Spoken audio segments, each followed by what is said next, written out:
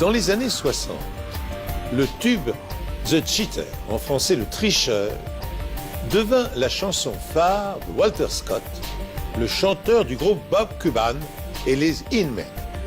Mais à l'instar de nombreux autres chanteurs, Walter Scott ne fut qu'une star éphémère, incapable de réitérer son succès. Il disparut après 14 ans de concerts donnés à travers le pays.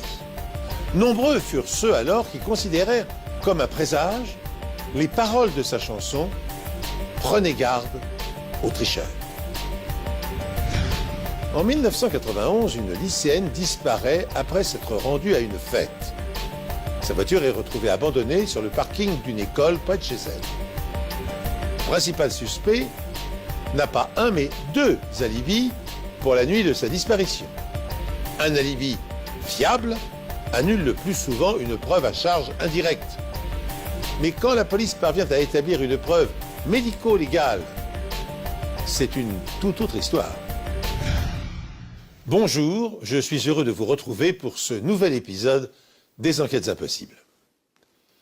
La légende du rock'n'roll, surtout dans les années 60, fut un cocktail explosif de musique, de sexe et de violence. Et de nombreuses stars de la scène le payèrent de leur vie avant d'atteindre 30 ans. L'histoire que je vous invite à suivre maintenant reprend les mêmes ingrédients. Mais elle ajoute au mélange la jalousie, le cynisme et le meurtre. La célèbre arche de Saint-Louis dans l'État du Missouri est-elle une porte symbolique, rappelant le rôle historique de la ville, dernière halte des pionniers avant leur long voyage vers l'ouest. Plus tard, Saint-Louis devint une étape renommée de la route de la musique américaine, sillonnant des villes comme Memphis et la Nouvelle-Orléans. C'est là que débutèrent des légendes de la pop telles que Chuck Berry et Tina Turner, mais également un jeune homme de la région, Walter Scott.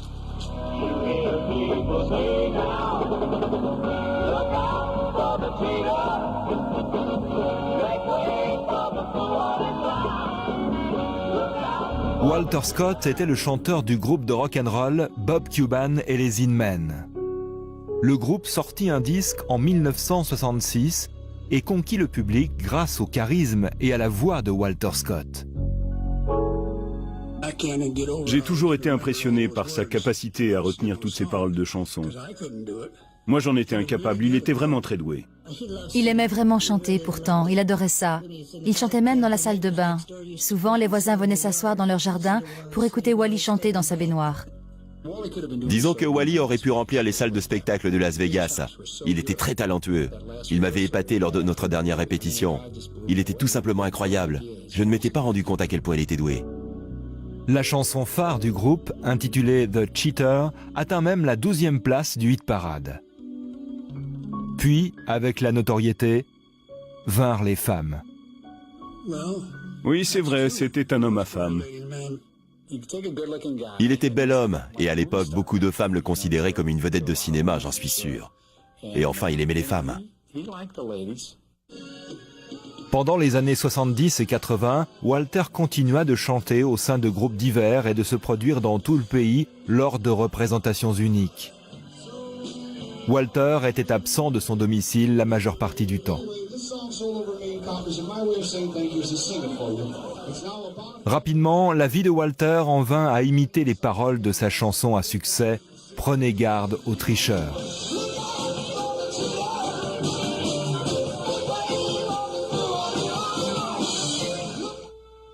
Walter était alors marié à Doris, sa première épouse, mais entretenait une aventure avec une femme qu'il avait rencontrée en tournée, Joan Calcutta. Très vite, il divorça de Doris pour épouser Joan en dépit de la réprobation de sa famille. Joan n'était pas sincère, et ce depuis le début. Tout tournait autour d'elle. Je sentais que je ne pouvais pas avoir confiance en elle. Et je pensais qu'elle n'était pas faite pour Walter, mais je n'y pouvais rien. Étant donné l'emploi du temps chargé de Walter, ce second mariage ne fut pas plus réussi que le premier. Et Walter entreprit une aventure avec l'une de ses danseuses, Suzanne Flynn. Comme on pouvait s'y attendre, Walter n'était pas le seul infidèle du couple. Sa femme, Joanne, entretenait en effet une liaison avec un électricien nommé Jim Williams, qu'elle avait rencontré alors qu'il effectuait des réparations à son domicile. Joanne et moi nous entendions très bien. Nous aimions beaucoup discuter ensemble. Elle avait le cafard car Walter était tout le temps en tournée. Elle ne le voyait que 10 ou 12 semaines par an. Jim Williams était également infidèle. Cela faisait en effet 20 ans qu'il était marié à Sharon. C'était comme les feux de l'amour. Chacun trompait sa femme avec celle d'un autre et vice-versa. Curieuse époque que celle des années 60-70, où l'apparition de la pilule contraceptive libère brusquement les mœurs. Dès lors, la liberté sexuelle balaie la pudibonderie des années d'après-guerre et nombre de couples se laissent emporter par une vague de libertinage. Parti en tournée de concert 10 mois par an, ayant un goût prononcé pour les femmes, Walter Scott cède à l'appel des sirènes. À charge de revanche, son épouse le trompe à son tour. Ce chassé-croisé amoureux préfigure les drames à venir. En octobre 1983, la famille Williams apprit une terrible nouvelle. Sharon Williams venait d'être victime d'un grave accident de voiture. Sa voiture avait quitté la route et dévalé un talus à quelques kilomètres seulement de chez elle. À l'arrivée des secours, un feu de broussailles faisait rage à côté de la voiture.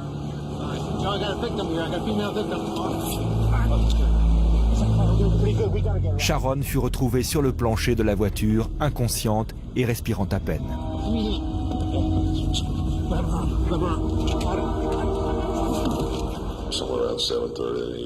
J'ai reçu un appel du bureau du shérif vers 19h30. On m'a dit que ma femme avait été victime d'un grave accident de voiture et d'attendre chez moi qu'un officier vienne me chercher. La voiture n'était que peu endommagée, mais Sharon avait été gravement blessée à la tête. Elle avait été conduite d'urgence à l'hôpital le plus proche, mais il n'y avait plus d'espoir. Le crâne fracturé, Sharon ne reprit jamais connaissance. Le docteur est venu me voir. Il m'a dit qu'on pouvait la débrancher et la laisser s'en aller, ou bien la maintenir sous respirateur pendant des années.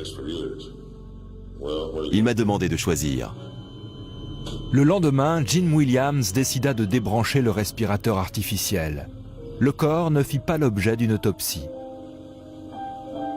2 mois plus tard, ce fut au tour de la famille de Walter Scott d'apprendre une mauvaise nouvelle.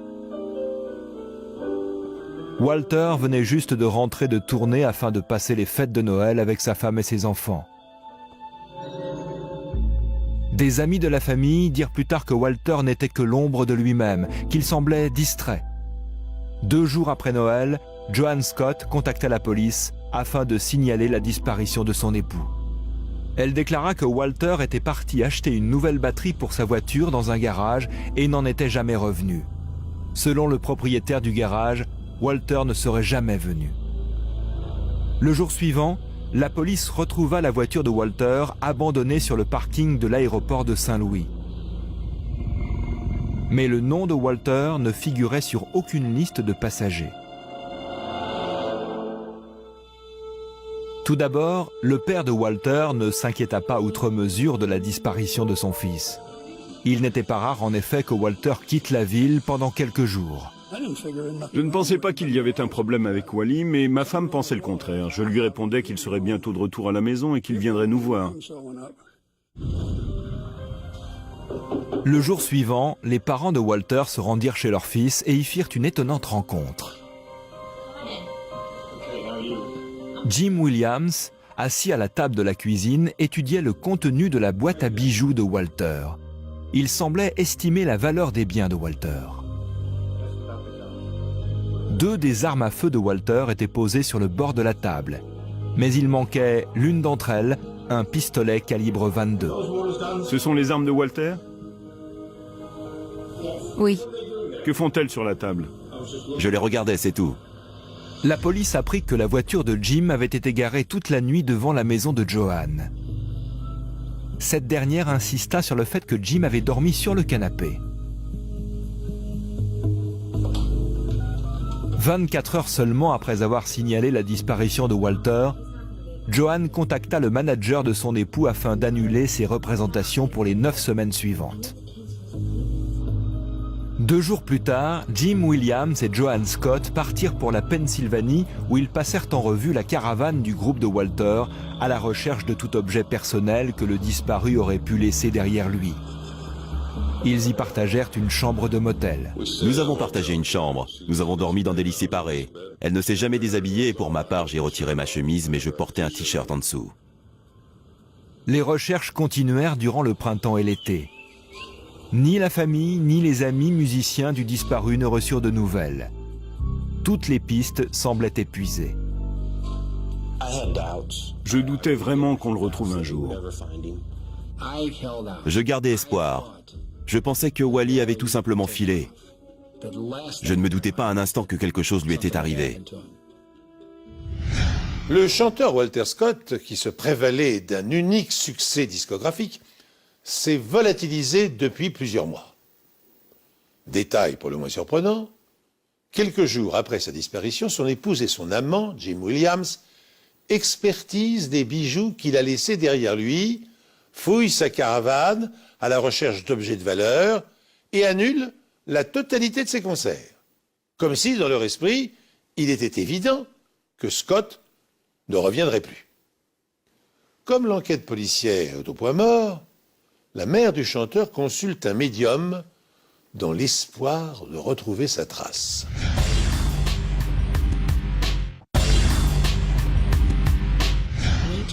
Il m'a dit que Walter était dans de l'eau très froide et stagnante. Il a ajouté qu'il y avait un énorme tonneau rouge, ou quelque chose de rouge sur le côté de la route près de laquelle se trouvait Walter, et qu'il n'était pas loin de la maison. La mère de Walter eut alors une idée de l'endroit où se trouvait son fils. La porte d'entrée de la maison de Jim Williams était rouge. La police fouilla le domicile de Williams sans succès. 9 mois après la disparition de son époux, Joan fit une demande de divorce pour abandon et adultère. Elle épousa ensuite Jim Williams. À la même époque, le bureau de médecine légale de Saint-Louis connut d'importants changements. Un médecin légiste fut engagé afin de pratiquer des autopsies en cas de mort suspecte. Ce médecin était Mary Case. On m'a demandé de jeter un coup d'œil à une vieille affaire. Le dossier la concernant était énorme. Il s'agissait de l'affaire Sharon Williams. La collision fut frontale et assez minime. Le fait que la victime ait été blessée à l'arrière de la tête était donc totalement injustifié. L'affaire comportait un certain nombre de détails étranges. La portière côté conducteur était notamment grande ouverte et le siège était reculé au maximum.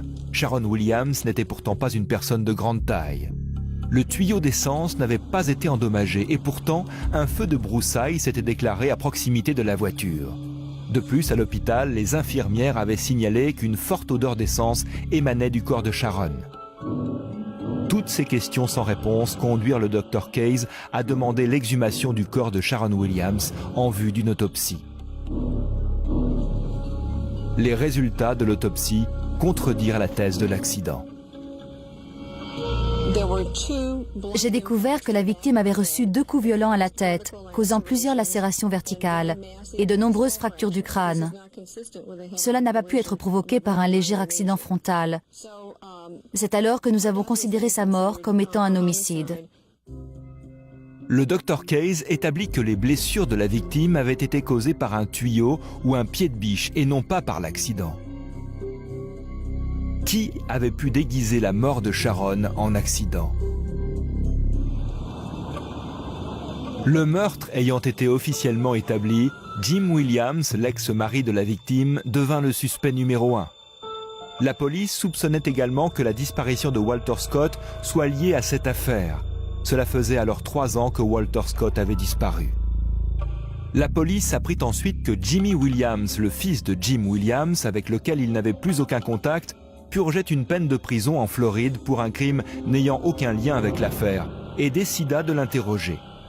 Lors de l'interrogatoire, Jimmy fit quelques remarques provocantes au sujet de la disparition de Walter Scott et des 3 années de recherche. Il était plutôt sarcastique. Il se moquait de la police et se permettait quelques railleries, disant que les policiers n'étaient pas assez intelligents pour comprendre ce qui s'était passé. Il a ajouté qu'il faisait froid à l'époque, que les rivières, les lacs et le sol étaient gelés. Il se demandait où son père avait bien pu dissimuler le corps. Il s'interrogeait beaucoup sur le fait que son père ait construit une jardinière au-dessus de la citerne, alors que cette même citerne n'avait jamais été recouverte.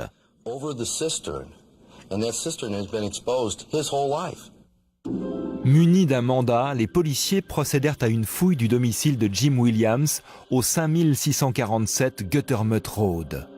La citerne se trouvait dans le jardin, recouverte de ciment. Une jardinière avait été placée sur le dessus. On a soulevé le couvercle et on a immédiatement remarqué que la citerne était remplie d'eau. Puis, en examinant l'intérieur, on a découvert un corps flottant dans l'eau. Le survêtement dont était vêtu le corps correspondait à la description faite par Joanne à la police. C'était celui que portait Walter le jour de sa disparition. Une fois le corps repêché, les policiers vidèrent la citerne. Ils découvrirent plusieurs blocs de ciment volumineux ainsi qu'un sac plastique fermé contenant les cartes de crédit et le permis de conduire de Walter. Le corps de Walter avait été attaché avec une corde jaune. Ses poignets, de même que ses genoux et chevilles, étaient liés. La corde se prolongeait et se terminait par une grande boucle. Le corps avait donc vraisemblablement été attaché au bloc de ciment que la police avait retrouvé au fond de la citerne. L'autopsie du corps révéla que Walter Scott avait reçu une balle dans le dos. Les radios m'ont permis de repérer des corps flottants. Il s'agissait de minuscules fragments de plomb indiquant qu'une balle à grande vitesse avait volé en éclats dans le corps. Ces corps flottants permettent aux médecins légistes de déterminer si une blessure a été causée par une balle à grande vitesse. Étant donné l'état de décomposition avancé du corps, il fut impossible d'établir le type d'arme utilisée. Je n'ai pas tué Walter Scott. Si jamais je devais tuer un homme, je lui tirerais une balle entre les 2 yeux. Je ne courrais pas le risque de le rater en lui tirant dans le dos. Pour la famille de Walter, il fut assassiné chez lui. Laissez-moi vous expliquer. Walter ôtait ses chaussures à chaque fois qu'il rentrait à la maison. Lorsqu'ils ont découvert son corps, il était complètement habillé. Il portait même ses chaussettes, mais ses chaussures avaient disparu. Jim Williams fut arrêté et accusé des meurtres de Walter Scott et de son épouse Sharon. Joanne Williams fut également inculpée de complicité de meurtre. Kay et Walter Noteis placèrent la dépouille de leur fils au mausolée Valhalla de Saint-Louis. Après 3 années passées dans l'eau d'une citerne, les parents de Walter ne souhaitaient pas que son corps soit enterré. Jim Williams et leur ex-belle-fille ayant été arrêtés, les parents de Walter pensaient que le pire était passé. C'était du moins ce qu'ils croyaient. Afin de poursuivre leur romance sans contrainte, Jim Williams et Joan Scott, sa maîtresse, se sont débarrassés de la manière la plus expéditive qui soit de leurs conjoints respectifs. C'est du moins la thèse que soutient la police. Sharon Williams a été sauvagement frappée à la tête, puis a été placée dans sa voiture. Voiture ensuite incendiée par l'assassin pour faire croire à un accident. Walter Scott a été pour sa part abattu d'une balle dans le dos et sa dépouille lestée de ciment a été immergée dans une citerne. Les amants sataniques sont arrêtés. Ils seront jugés séparément. Le premier procès concerne Jim Williams. Jim et Joanne Williams furent jugés séparément. Le premier procès fut celui de Jim Williams. Les avocats de la partie civile pensaient que Jim et Sharon s'étaient disputés le 19 octobre 1983, probablement au sujet de la liaison qu'entretenait Jim avec Joanne. C'était qui cette traînée? C'est vraiment pas le moment, je m'en vais. Tu vas la rejoindre, c'est ça? C'est pas tes oignons. La dispute se serait ensuite envenimée. Jim Williams aurait frappé son épouse à 2 reprises à l'arrière de la tête, lui fracturant ainsi le crâne et provoquant une grave hémorragie interne. Selon l'accusation, Jim aurait placé le corps dans la voiture de sa femme, puis descendu le talus afin de déguiser le meurtre en accident.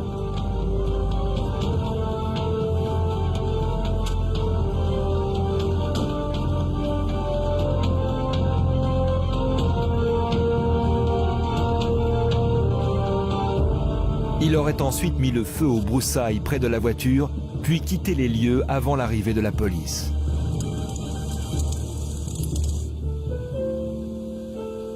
Une fois Sharon éliminée, Walter devint le dernier obstacle à la relation de Jim et Joanne. L'autopsie du corps prouvait que Walter avait reçu une balle à grande vitesse dans le dos.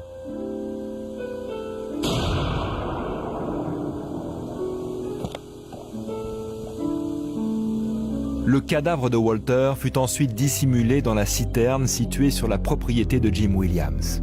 La police ne disposait d'aucun témoin oculaire. De plus, l'arme du crime ne fut jamais retrouvée et la corde avec laquelle avait été attaché Walter Scott ne correspondait pas à celle retrouvée dans le garage de Jim Williams. Cependant, des témoins déclarèrent avoir vu Jim Williams recouvrir la citerne de ciment et construire une jardinière quelques semaines après la disparition de Walter, et ce par près de moins 10 degrés en pleine tempête de neige.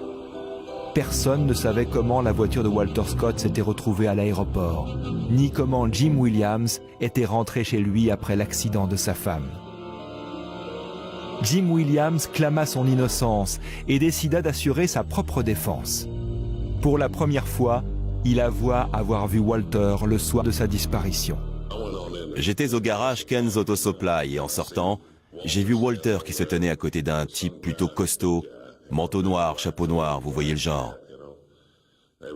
Ils étaient en train de discuter, puis le gars en noir est monté dans une Cadillac noire et Walter l'a suivi en voiture. Mais Williams ne pouvait expliquer comment le corps de Walter s'était mystérieusement retrouvé dans sa citerne. Jim Williams fut déclaré coupable d'homicide volontaire et condamné à la prison à vie sans possibilité de liberté conditionnelle. L'accusation n'ayant pu recueillir que des preuves indirectes à l'encontre de Joanne Williams, le procès de l'ex-femme de Walter Scott n'eut jamais lieu.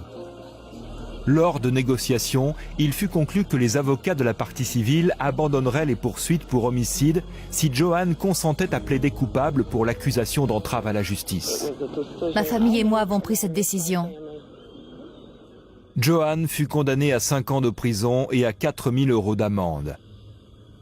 Elle fut libérée après 18 mois de prison seulement. Pour moi, la justice n'a pas été rendue. Je pense que si Joanne avait été jugée en même temps que Jim Williams, elle aussi aurait été condamnée pour homicide volontaire. Lors de sa première interview télévisée depuis son arrestation, Jim Williams continua de clamer son innocence et affirma que son fils avait peut-être été impliqué dans le meurtre de Walter Scott. Comment mon fils savait-il où se trouvait le corps? Jimmy dit l'avoir deviné. Ça me semble un peu gros d'envoyer la police exactement à l'endroit où était caché le corps. Kay et Walter Notace furent atterrés que leur ex-belle-fille n'ait passé que 18 mois en prison. Il n'y avait qu'une seule personne capable de s'approcher de Wally pour le tuer sans éveiller ses soupçons.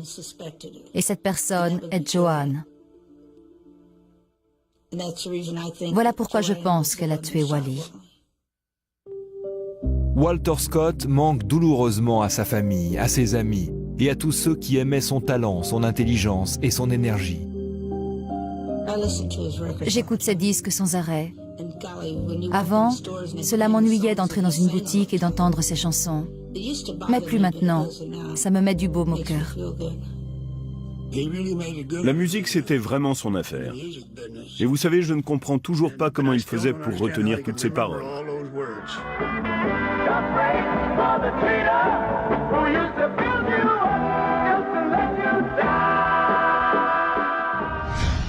Ainsi se termine cette sombre affaire.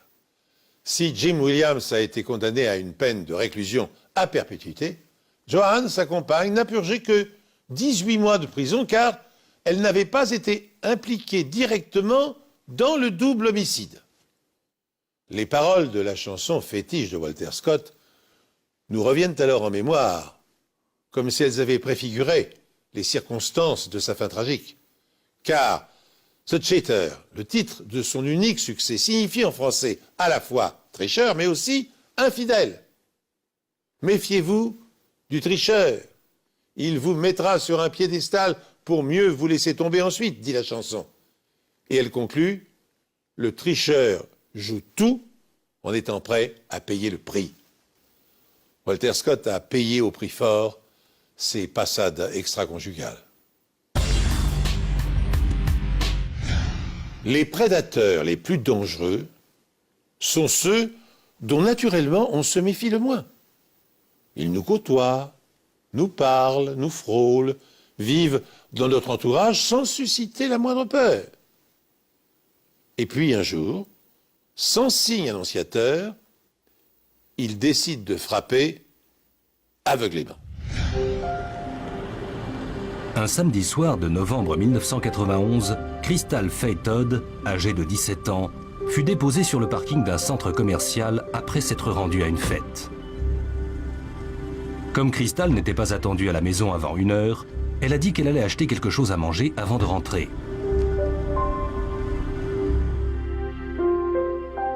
C'est la dernière fois que Crystal a été vue en vie.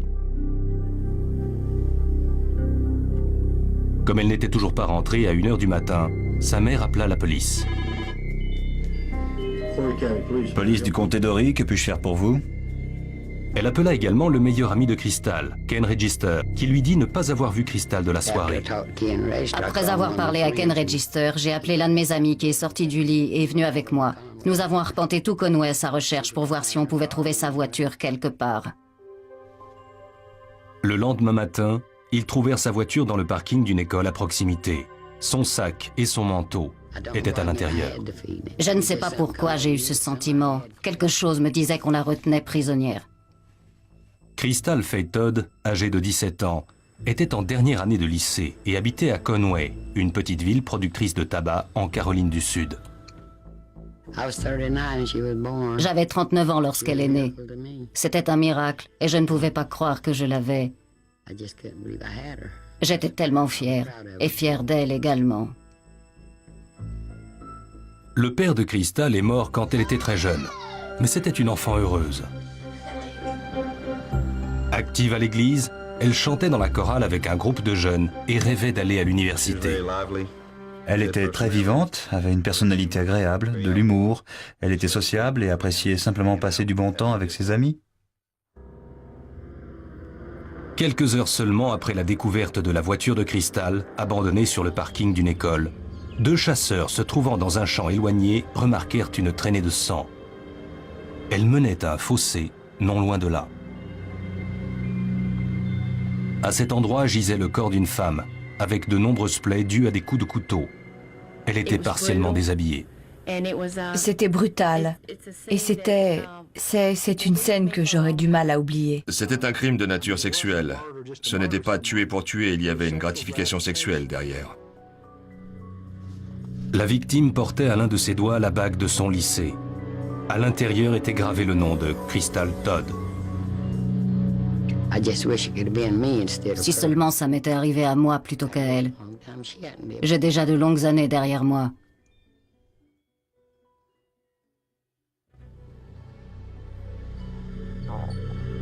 Les enquêteurs pensèrent que l'auteur du crime pouvait être étranger à la région. Mais les preuves médico-légales relevées sur le lieu du crime révélèrent le contraire.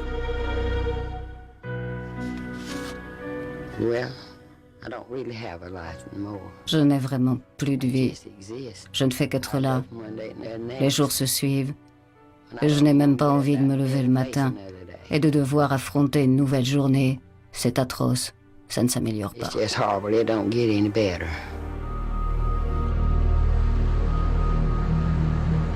Les habitants de Conway, en Caroline du Sud, ont été consternés par le meurtre gratuit de Crystal Faye Todd. Le médecin légiste Dr Jamie Downs a pratiqué l'autopsie. Des marques de défense étaient visibles sur sa main gauche. À l'époque, nous avions trouvé ça étrange.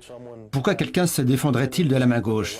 Elle était droitière. Pourquoi ne pas avoir utilisé sa main droite ou sa main dominante?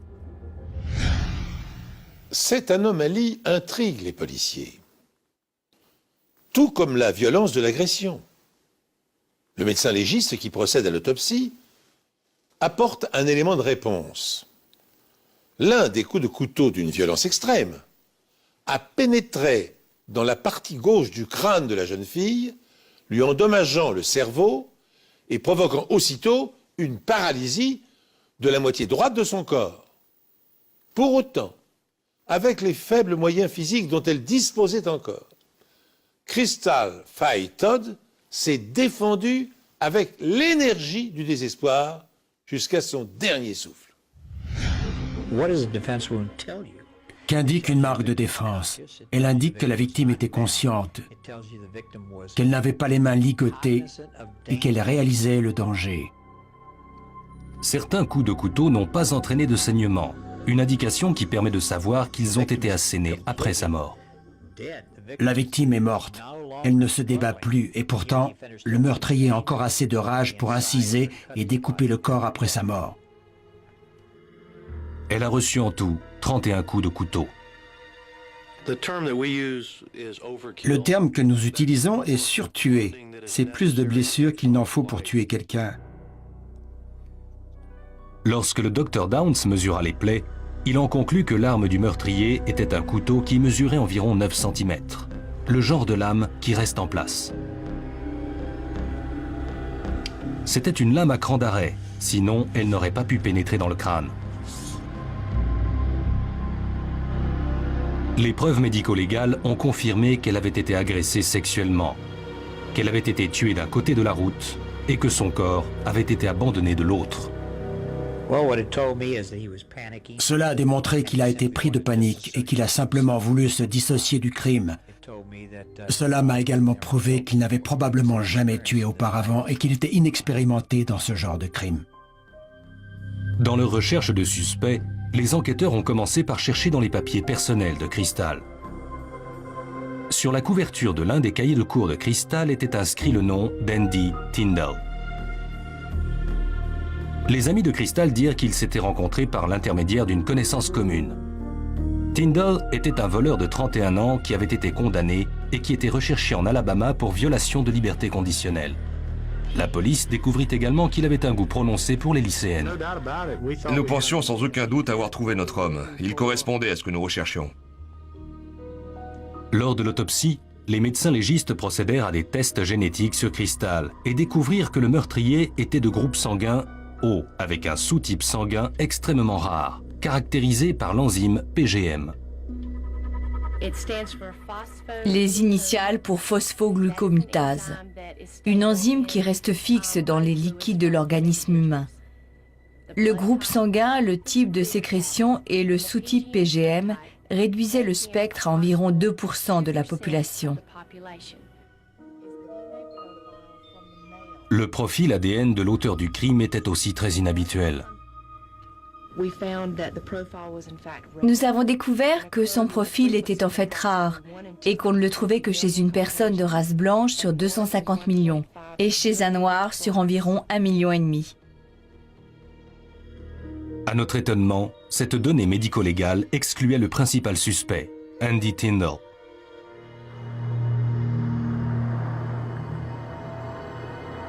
Plus d'1 millier de personnes se rendirent aux funérailles de Crystal Faye Todd.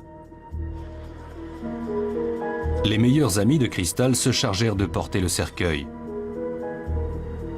Sa mère en deuil ainsi que la police appelèrent la communauté à faire part de toute information concernant le crime.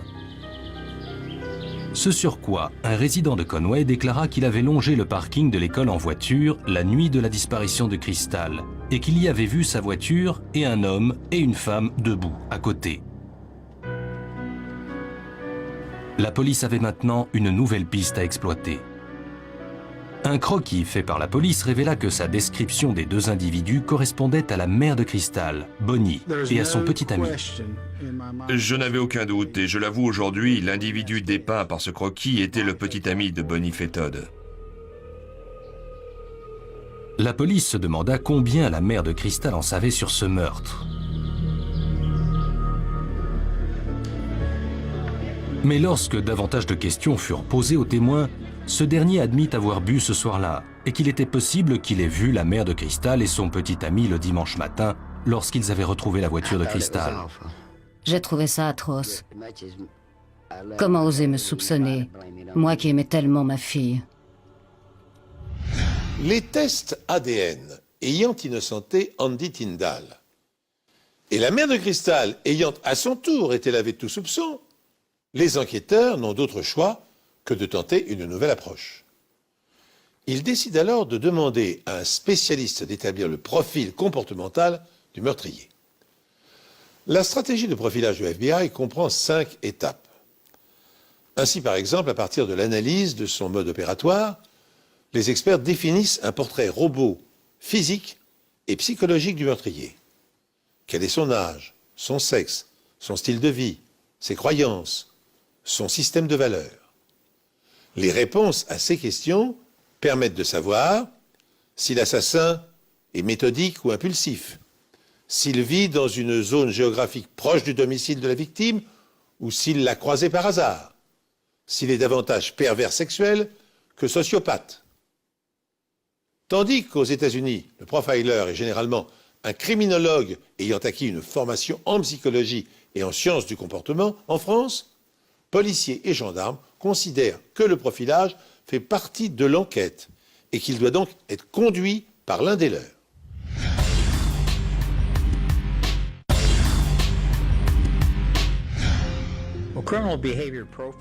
Le profil comportemental du criminel intervient dans le cas d'une affaire non résolue.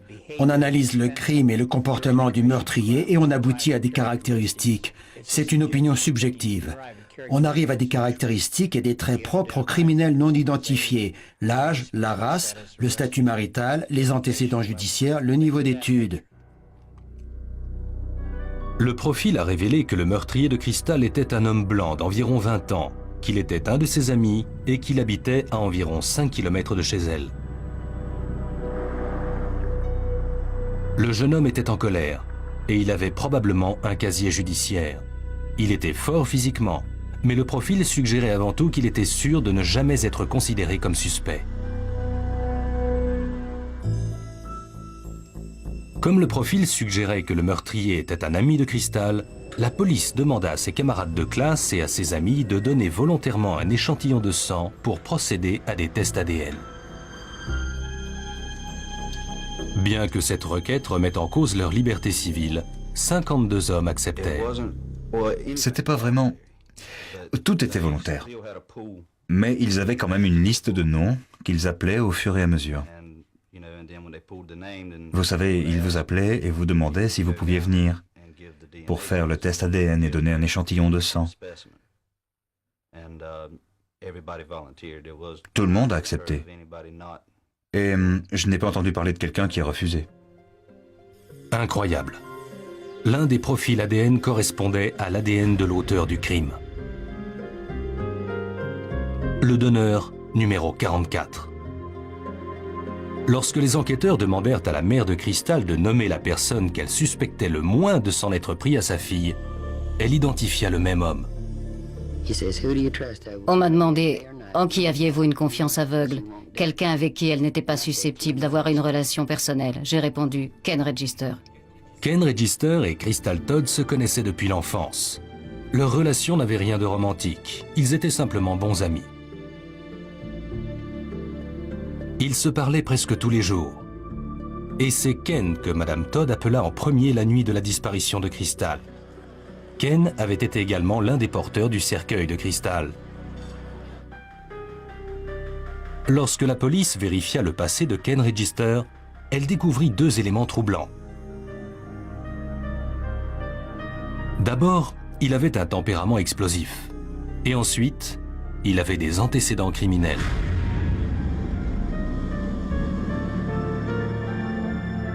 Deux mois plus tôt, 2 étudiants de l'université locale avaient accusé Register d'exhibitionnisme alors qu'il était en voiture et demandait son chemin.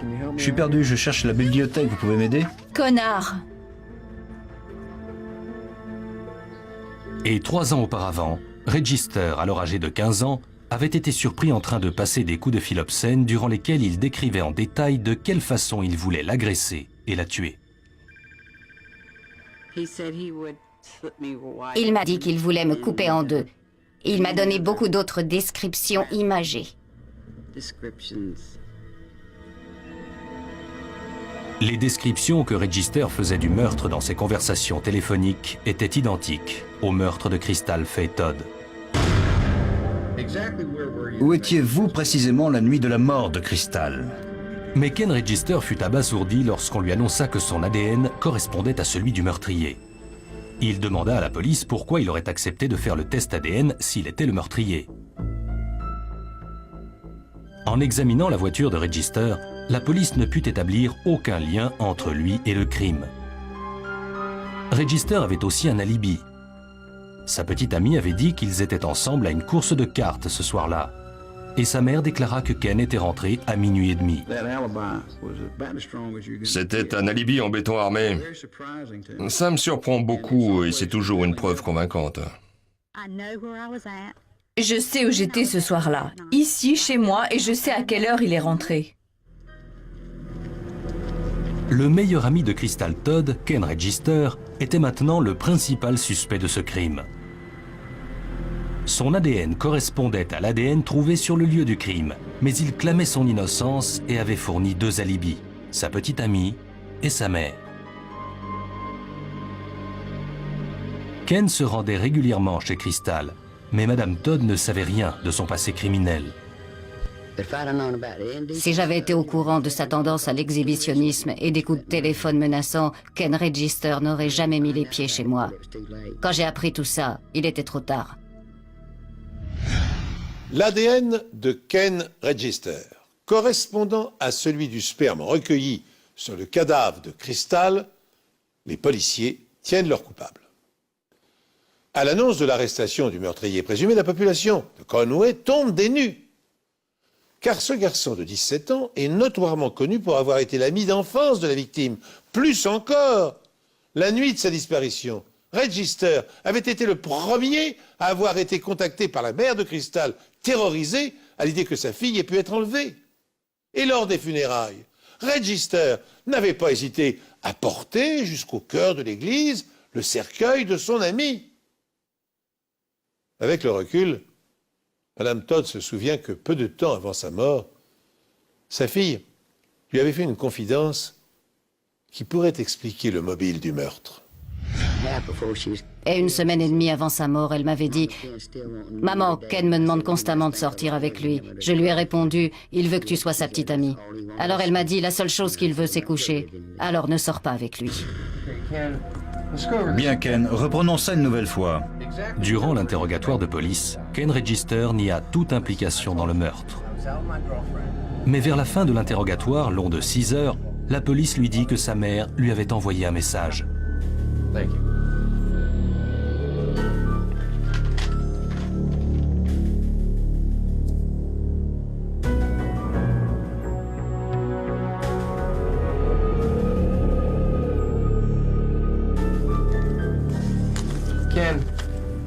Ken, c'est un mot de ta mère.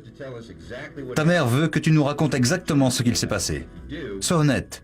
Si tu l'es, ta mère dit que tout ira bien. Grâce à cela, Ken Register avoua.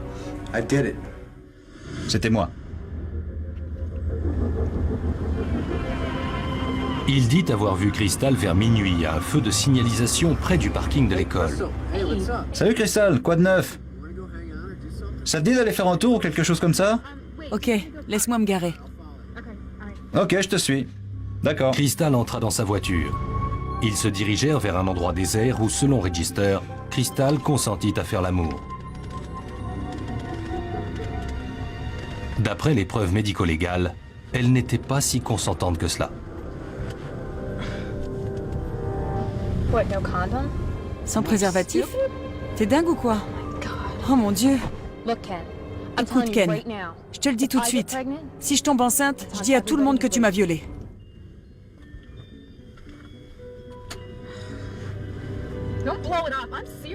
Ne gâche pas tout, sérieusement. Connard. Lorsqu'elle sortit de la voiture pour s'habiller, Register dit s'être emparé du couteau et l'avoir tué.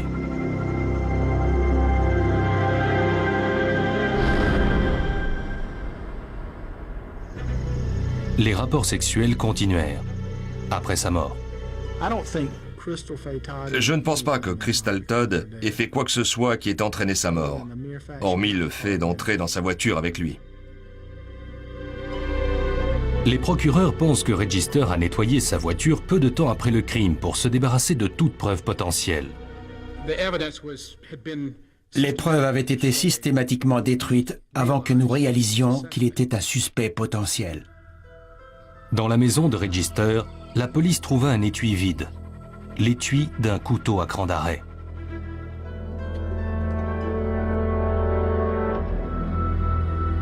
Les médecins légistes découvrirent que ce couteau manquant était similaire à l'arme utilisée pour tuer Crystal. Avant le procès, Register revint sur ses aveux en expliquant qu'il y avait été contraint.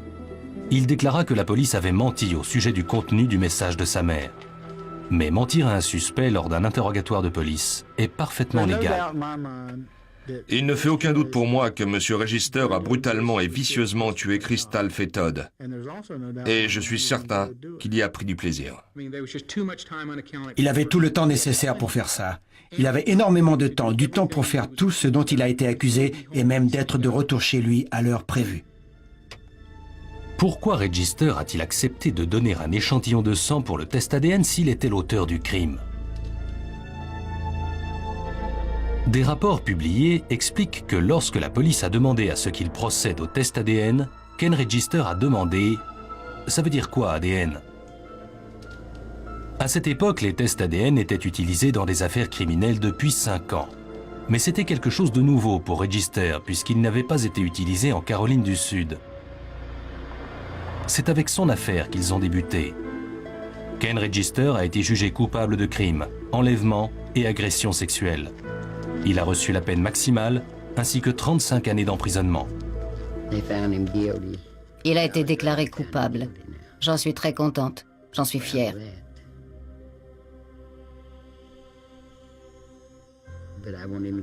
Mais j'aurais aimé qu'il passe sur la chaise électrique. C'est le travail de quelqu'un de dérangé, un psychopathe. Je ne sais pas quel est son problème. Parfois, tout déraille. Ken Register et sa famille clament encore son innocence. Mais des tests ADN supplémentaires ont confirmé les premiers résultats. Je sais ce que je dis, car je sais que j'étais à la maison ce soir-là et je sais à quelle heure il est rentré. Je ne trouve pas d'explication au test ADN. J'aimerais pouvoir en trouver une. Il y a tant de questions qui restent sans réponse. D'après ce que nous savons de la violence de ce crime, il devait être dans un piteux état lorsqu'il a quitté le lieu du crime.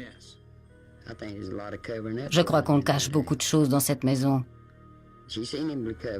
Elle a dû le voir couvert de sang. Je sais qu'il était couvert de sang, c'est certain. Et si elle l'a aidé à se nettoyer, alors elle a le sang de Crystal sur les mains. Bonnie Faye Todd se rend fidèlement sur la tombe de Crystal. Et elle remercie la science d'avoir permis d'enfermer le meurtrier de sa fille. Je t'aime plus que tout.